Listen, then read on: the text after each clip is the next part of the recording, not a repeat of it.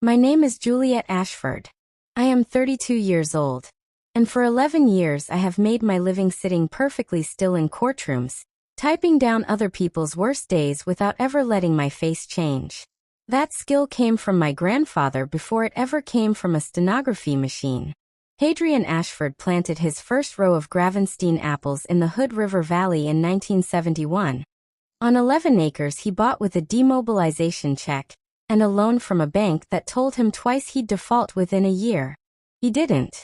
By the time I was born, Ashford orchards covered 90 acres along Ridgeline Road, and my grandfather still walked the rows himself every morning at 6, in the same canvas coat, checking irrigation lines by hand because he didn't trust the gauges. He never raised his voice. Not at the bank, not at the frost that took half his crop in 1985, not at anyone. He used to say the loudest thing in any room should be the truth. And the truth doesn't need volume. I was the grandchild who followed him down the rows instead of staying inside with a phone.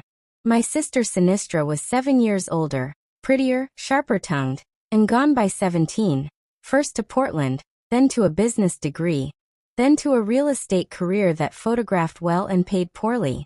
Our mother, Medea, treated every one of Sinistra's LinkedIn posts like proof our family had finally produced someone important. I became a court reporter instead. I liked the discipline of it, getting every word exactly right, because in a transcript there is no room for what you meant to say, only what you said. My grandfather liked that about my job more than any other job I could have chosen. The summer I turned 26, he handed me a brass compass that had belonged to the surveyor, who first walked our property lines in 1968. "Keep this," he said. "People will try to move a boundary when they think no one's measuring anymore. This one always points true, no matter who's holding it." I kept it on my desk for 6 years. I did not know yet how literally I would need it. Sinistra was not cruel to me growing up. I want to say that plainly, because what came later doesn't erase it. She taught me to drive on the gravel turnaround behind the packing shed. She sat with me for 4 hours after my first divorce filing, saying nothing, just staying. There was a version of my sister that deserved to be loved, and for a long time, she was that version. My grandfather died 2 Octobers ago, during harvest, sitting in the cab of his own truck at the top of the North Row. The coroner called it his heart. There was no long illness, no warning, no chance to ask him the questions I didn't know yet that I would need answered. His will left the orchard's operating business to Sinistra, since she had the business degree and the appetite for running it. It left the land itself, 90 acres, the house, the packing barn, to me, in a trust that would transfer fully on my 30th birthday, 6 weeks after his funeral. He explained it in a letter attached to the will. Sinistra had already taken enough from the family to build her own life. I was the one who stayed close to the ground. He wanted the ground to be mine. Sinistra called it unfair once, at the reading, in front of the attorney. She never said it again after that. I assumed, because I wanted to assume it, that she had made peace with it. I was wrong about a great many things that year. That was only the first. I didn't understand yet that my sister had already stopped sleeping some nights, doing math in a spreadsheet only she could see.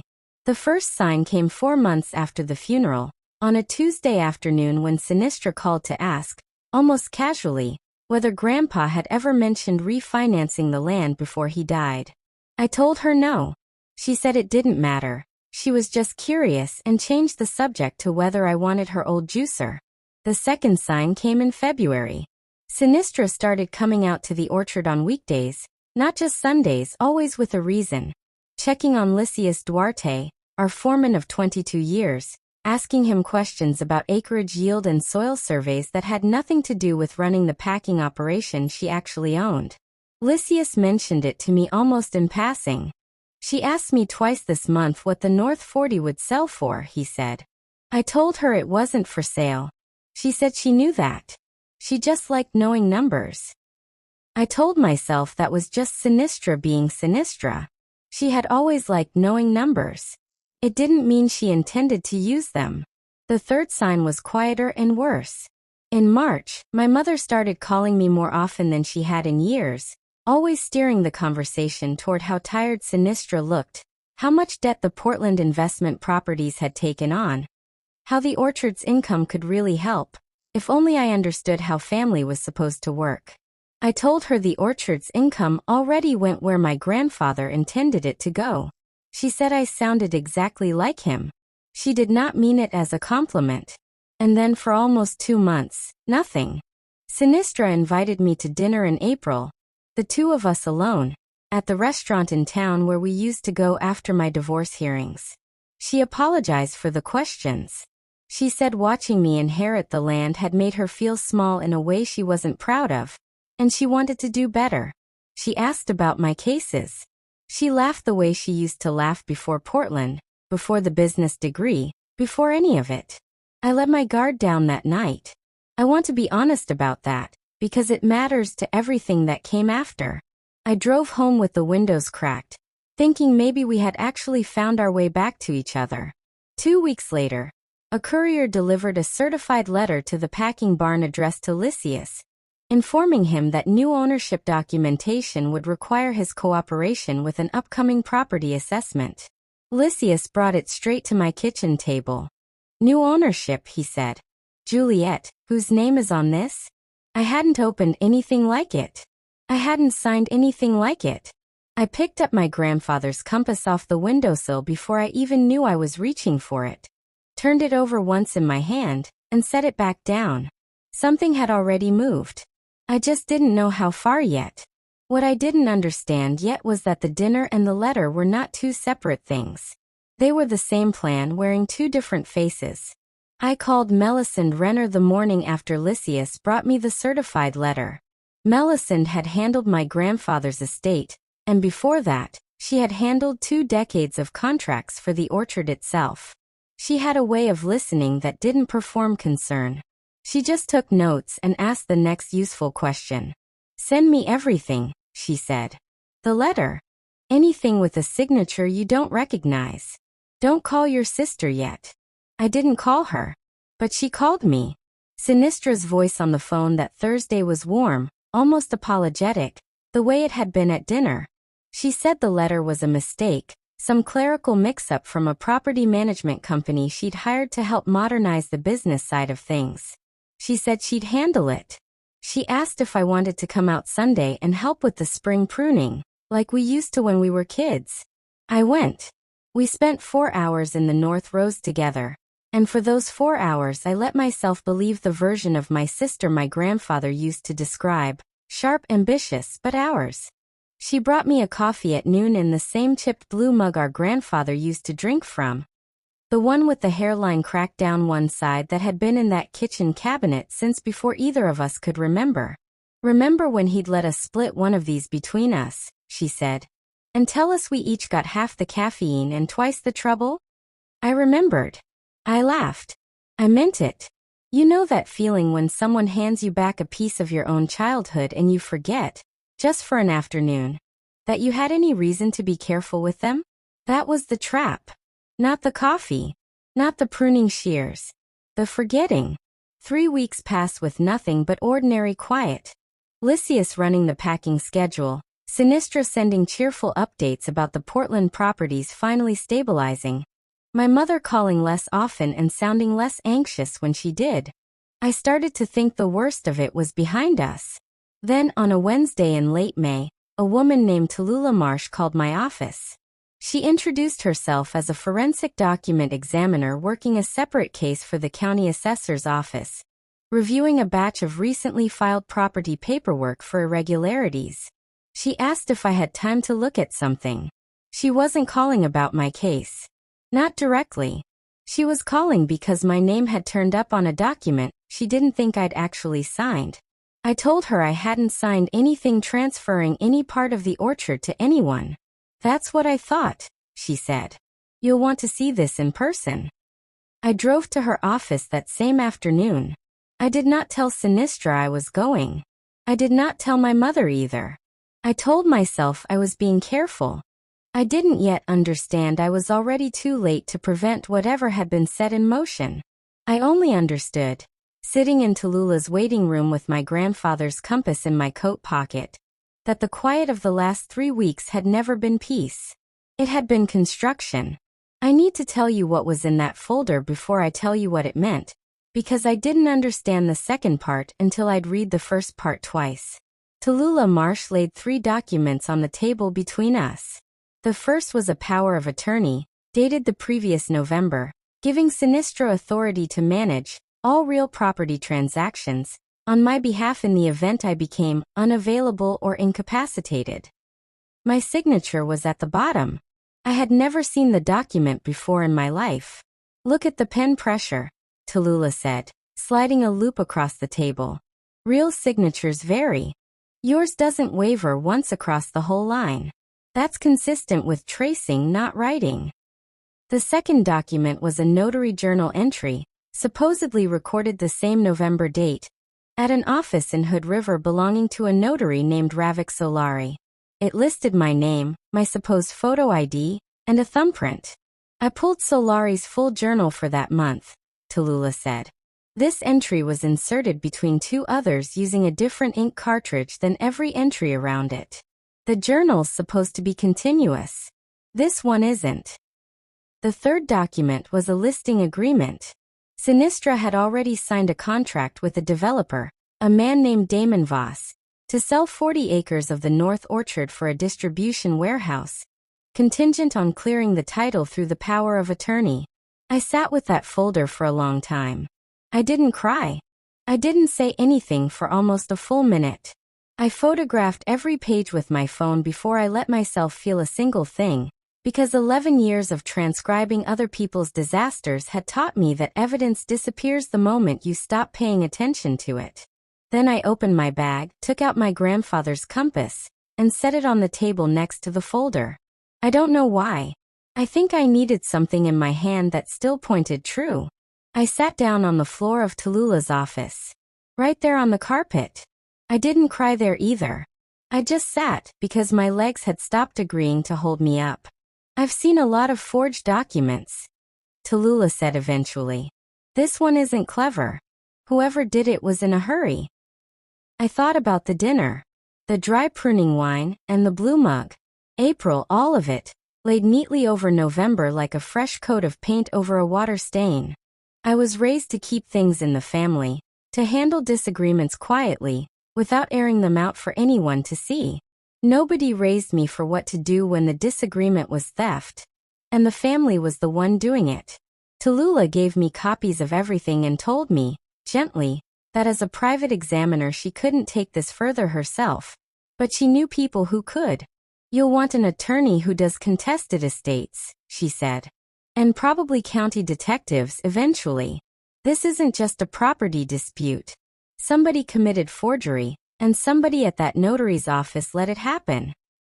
I drove home with the compass on the passenger seat instead of in my pocket, like it needed to see where we were going as much as I did.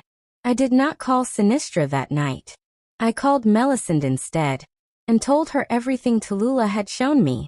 She was quiet for a moment on the other end of the line. Bring me the copies tomorrow morning, she said. And Juliet, don't confront her yet. Not until we know exactly how deep this goes. I didn't sleep much that night. I kept thinking about the coffee mug and the pruning shears, and how easily I had let 4 hours in an orchard convince me that the last 6 months had never happened. I was wrong about that, too. They had happened. I just hadn't been looking at the right document yet to prove it. The next 3 weeks became a different kind of work than any transcript I'd ever typed, because this time I wasn't recording someone else's case. I was building my own. Melisande brought in a second attorney who specialized in fiduciary fraud. A careful man named Preston Halloway, though he stayed mostly in the background while Melisande ran point. Their first move was to subpoena Ravik Solari's complete notary records for the previous 18 months, not just the month in question. What came back confirmed what Tallulah had already found, and added something worse. Solari's journal showed 6 other entries inserted the same way mine had been. Different ink, different pressure, always slipped between 2 consecutive real entries so the page numbers still lined up. 4 of those 6 belonged to elderly clients of a different estate. The other two belonged to a small business owner in the Dallas who had lost a warehouse lease to a buyout 8 months earlier. "This isn't the first time," Melisande said, laying the pattern out across her conference table. "Whoever's been doing this has done it more than once." We traced Damon Voss next. His listing agreement with Sinistra wasn't his first project in the valley. He'd quietly picked up 2 other parcels over the past year, using nearly identical financing structures, both involving family property disputes where one sibling controlled the paperwork and the other had gone unreachable at a convenient moment. Preston found records showing Voss's development company had paid a small consulting fee to an account under Solari's wife's maiden name. Lysias, when I finally told him what I'd found, didn't look surprised so much as tired. The way a man looks when a long-held suspicion finally gets confirmed instead of disproven. "She asked me in January to pull the old 1968 survey," he said. "Told me it was for insurance purposes. I gave her a copy from the barn office. I didn't think anything of it until just now." That survey, it turned out, had been altered.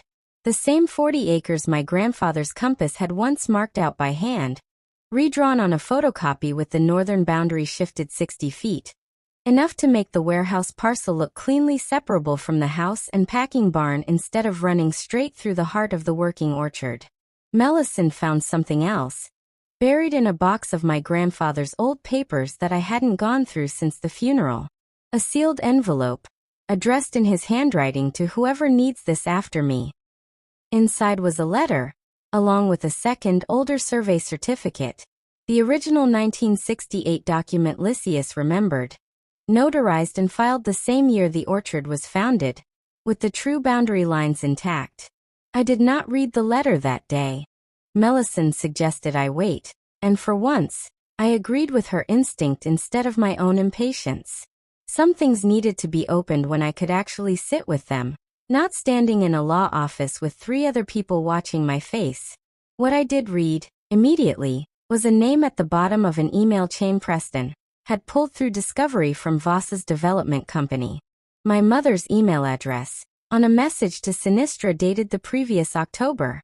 "Just handle it quietly," the message said. "You know she'll never fight you on anything. She never has." I sat very still with that one for a long time. Not because it surprised me that my mother had known, because it confirmed something I had spent months not letting myself believe. That she had decided, in advance, that my quiet nature made me safe to spend. I started wondering if I had been remembering our whole family wrong all along, or if I had simply never let myself see it clearly until there was paperwork forcing me to. By the end of that week, we had the forged power of attorney, the falsified notary journal, the altered survey, the listing agreement, and an email trail connecting my mother, my sister, the notary, and the developer into a single deliberate plan. What we did not yet have was proof of how far Sinistra intended to take it, or whether she still believed she could undo everything before anyone noticed.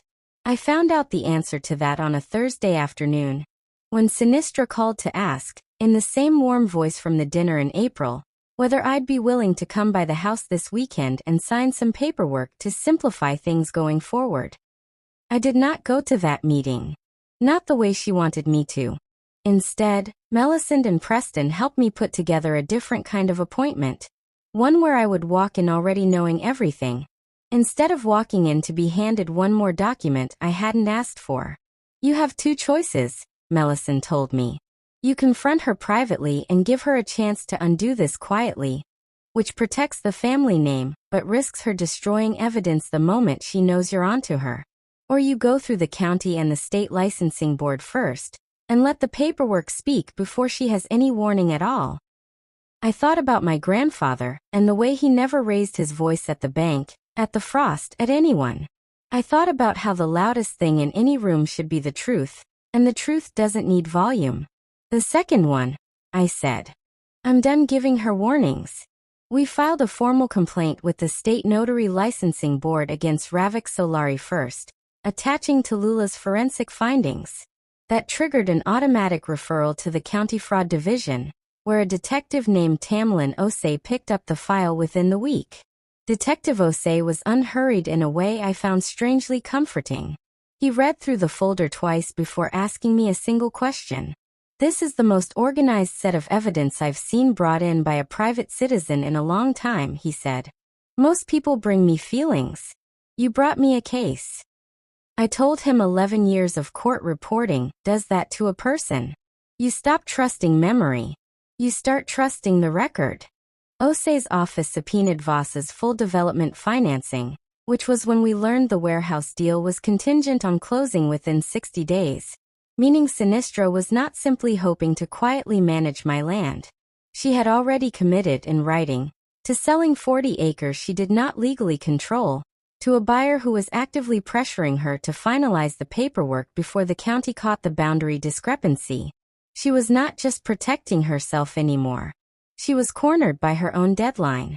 My mother called twice that week, each time asking why I hadn't come to the house, each time sounding a little more like the voicemail I hadn't yet found. Though I didn't know that voicemail existed at the time, I let both calls go to message. Melisande had advised me to keep all communication limited and documented, and for once I didn't argue with the caution. On the second message, my mother's voice dropped into something quieter than I'd heard from her in years. "Sinistra just needs a little time," she said. "Once the warehouse deal closes, she can pay off the properties in Portland, and everything goes back to normal. You'll get your land back eventually. You always do the right thing anyway." I listened to that message 3 times. Until that moment, I had wanted to believe my mother only repeated things she didn't fully understand. That message proved she understood everything. She had simply decided my patience was a resource to be spent, the same way Sinistra had decided my signature was a document to be borrowed. I did not call her back. I forwarded the recording to Detective Osei instead. A hearing date was set for the following month. Not a guardianship case like some families face, but a civil action to void the forged power of attorney, quiet the title on the North 40 acres, and refer the criminal elements to the district attorney's office. Sinistra's development deal with Voss remained scheduled to close 9 days before that hearing. She was still moving. She just didn't know yet how much of the ground beneath her had already shifted. The night before the hearing, I finally opened my grandfather's sealed envelope. I sat alone at the kitchen table with the compass in front of me, and read his handwriting for the first time in 2 years. "If you're reading this," he wrote, "it means someone tried to move a line I already measured. I'm not worried about you fighting for it. I'm worried about you being too gentle to. So I'm telling you now, in case you need to hear it from me instead of from a lawyer. The ground was always going to be yours. Not because you asked loudest. Because you were the one who actually walked it with me." I read it twice. Then I put the compass in my coat pocket, where it stayed until the hearing. The hearing was held in the Hood County Courthouse, in a room smaller than I expected, with windows that looked out over a parking lot instead of the valley. I remember thinking that was fitting. Nothing about what Sinistra had done deserved a view. She arrived in a cream blazer, hair pulled back the way she used to wear it before Portland.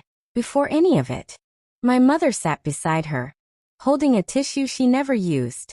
Sinistra's attorney, a sharp woman named Greer Whitlock, opened by describing the case as an unfortunate misunderstanding between sisters, a family matter that had been blown out of proportion by outside parties with their own interests in the property. She never mentioned the warehouse deal. She never mentioned Voss. Sinistra testified first. Her voice was calm, almost rehearsed, the way it had been at the dinner in April. She said she had only ever tried to help modernize the orchard's paperwork. She said she didn't recall who had prepared the power of attorney, only that she had believed it was legitimate at the time. Melisande asked whether she had signed a listing agreement with a development company for 40 acres of the North Orchard. Sinistra said she had explored the idea, nothing more. Melisande produced the agreement. Sinistra's signature, dated, notarized by Ravik Solari.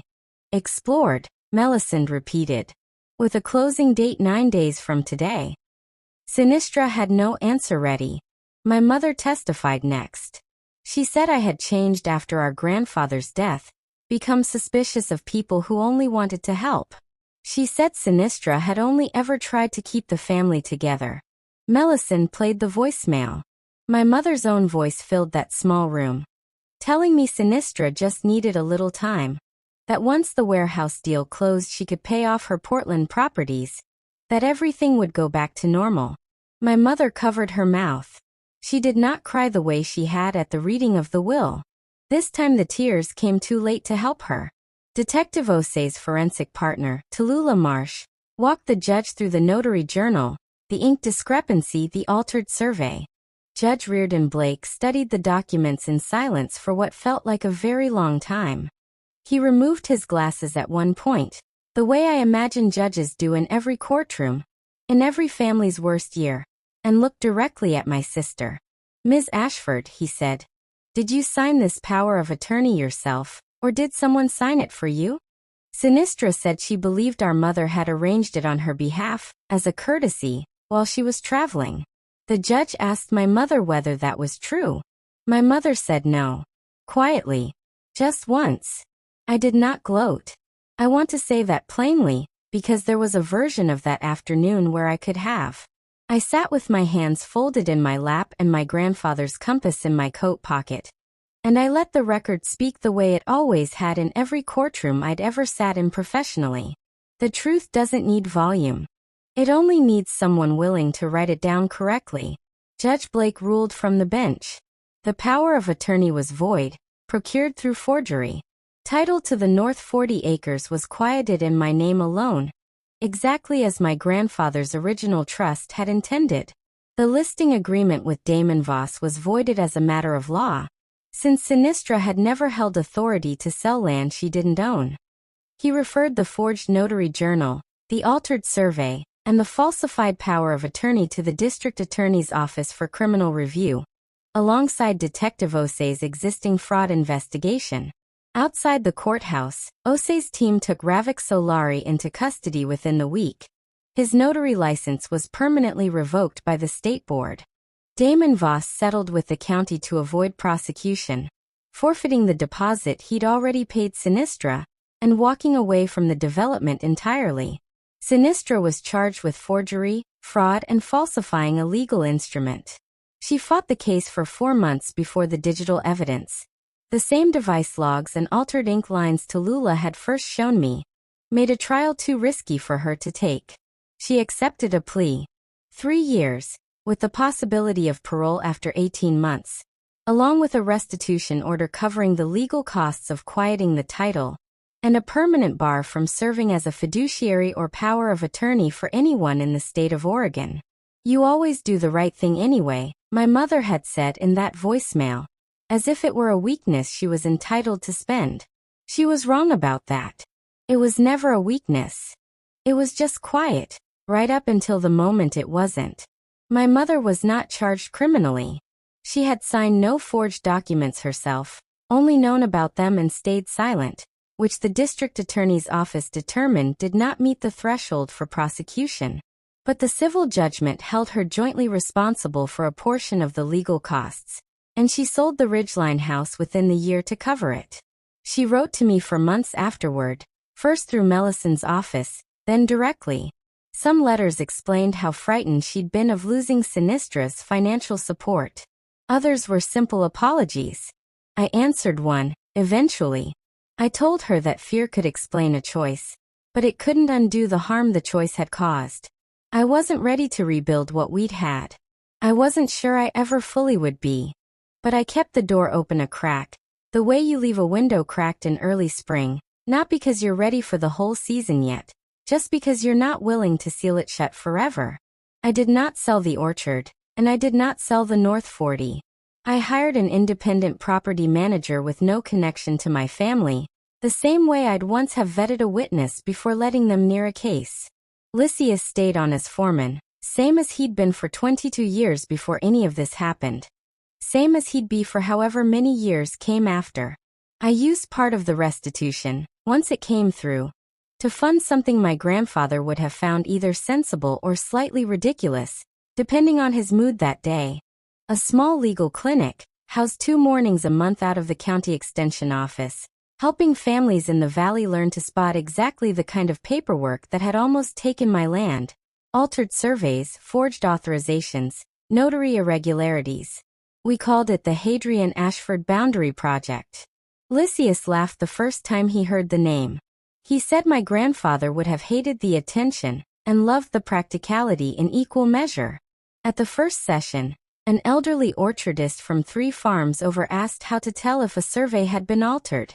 I showed her what Tallulah had shown me: how to check a boundary line against the original filed certificate, how ink pressure tells a different story than ink color, how the truth usually leaves a version of itself somewhere on paper, if you know where to look. You know that feeling when you realize the thing that almost destroyed you is the exact thing you're now best equipped to help someone else survive. That was the whole clinic, distilled into one sentence, though I never said it out loud to anyone but Lysias. I still keep my grandfather's compass on my desk, the same windowsill spot it's occupied since I was 26. I don't need it to find my way around 90 acres I've walked my whole life. I keep it because he was right about what it was actually for. People will try to move a boundary when they think no one's measuring anymore. This one still points true, no matter who's holding it. The ground was always going to be mine. Not because I asked loudest. Because I was the one who actually walked it. If someone in your own family ever tried to convince you that your quiet nature made you someone they were allowed to spend, tell me how you found your way back to solid ground. I read every answer.